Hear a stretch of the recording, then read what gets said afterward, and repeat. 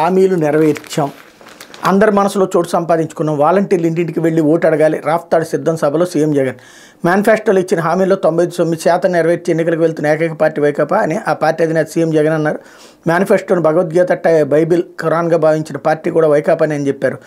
ఆదివారం అనంతపురం జిల్లా రాఫ్తాడ్లో జరిగిన సిద్ధం సభలో ఆయన ప్రసంగించారు. రాబోయే ఎన్నికలు కేవలం ఎమ్మెల్యేలు, ఎంపీలు ఎన్నుకోవడానికి జరిగేది కాదు, పెత్తందారులకు పేదవారి పక్షాన్ని నిలిచిన వారికి మధ్య యుద్ధం. 5 ఏళ్లలో మన ప్రభుత్వం ఇచ్చిన సంక్షేమం, చేసిన అభివృద్ధికి చంద్రబాబు చెప్పే డ్రామాలకు మధ్య యుద్ధం. చంద్రబాబు పేరు చెప్తే మంచి చేశారని, మంచి పథకం తీసుకొచ్చారని చెప్పుకోవడానికి ఒకటి గుర్తురాదు.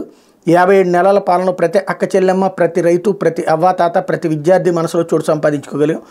మొదటిసారి ఛాన్స్ ఇస్తే ఇంత చేసాం, 2, 3, 4సారి అవకాశం ఇస్తే ఎంత చేయగలం ఆలోచించండి. వాలంటీర్లు ఇంటింటికి వెళ్ళి వచ్చే ఎన్నికల్లో వైకాపాకు ఓటు వేయాలని చెప్పాలి. లబ్ధి పొందిన ప్రతి ఒక్కరూ జగన్ అన్నకు స్టార్ క్యాంపెయినర్లుగా మారాలి. ఫ్యాన్కు ఓటేస్తే మన పిల్లల్ని అంతర్జాతీయ స్థాయిలో నిలబెట్టుకోవడమే, సైకిల్కి ఓటేస్తే ఇంగ్లీష్ మీడియం రద్దు చేయడమే అని ప్రతి ఇంటికి చెప్పండి. ఇంటికే పింఛన్ రావాలన్నా, వాలంటీర్ వ్యవస్థ కొనసాగాలన్నా ఓటేయాలని ప్రతి అవ్వాతాత, ప్రతి దివ్యాంగుడు, అక్క చెల్లెములు బయటకు వచ్చి కనీసం 100 మందికైనా చెప్పాలని జగన్ పేర్కొన్నారన్నటువంటిది రాశారు. ఇక్కడే ఒక గొప్ప విశేషం ఏంటంటే, సుమారు వాళ్ళు 10 లక్షలు చెప్పచ్చు, ఓ 3-4 లక్షలు అనుకుందాం.